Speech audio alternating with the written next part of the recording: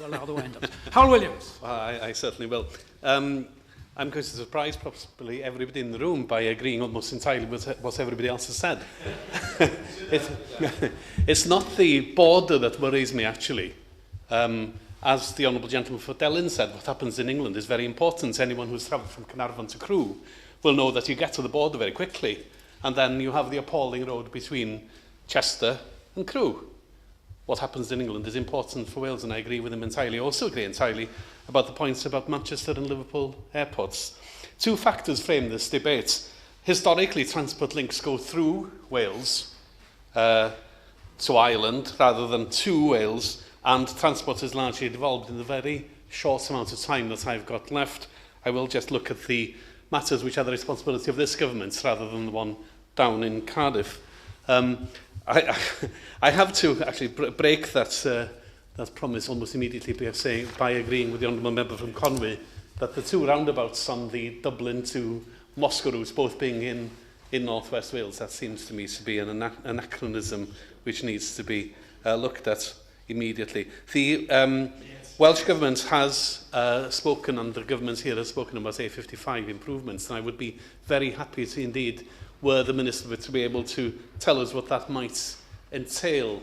I hope the two governments have been talking very deeply about this, and that we will see a new crossing from my own constituency to the Honourable Member from Ynys That's a very important point. The other point is the one that I made earlier, Mr Caton, about the 10T transport corridor to Ireland. Now, the Honourable Member from Ynys actually said that this was scaremongering on behalf of my colleague, the MEP, Jill Evans.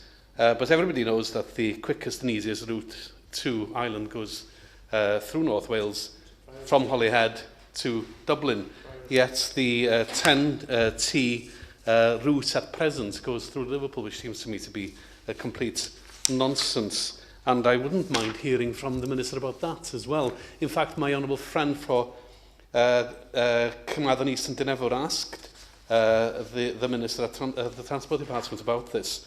And he rather gave the game away when he said that the UK government's priority was to ensure that member states, rather than the European Commission, remained responsible for transport planning and investment decisions on their national networks. That is, it seems to me that the Commission wanted to go through Ynys Môn, and well, the Honourable Member says from a sedentary position, no.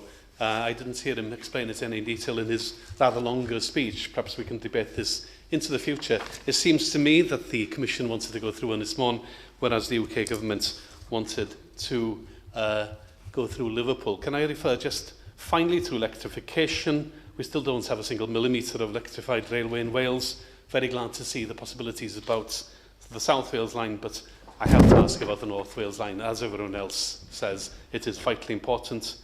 Lastly, Mr Gerson, you'll be glad to hear, there has been some talk about HS2. I came down on the train yesterday through Crewe, and I would recommend to any honourable member travelling through Crewe station, as you go over the bridge from platform 3 to platform 5, to look at the very large poster there.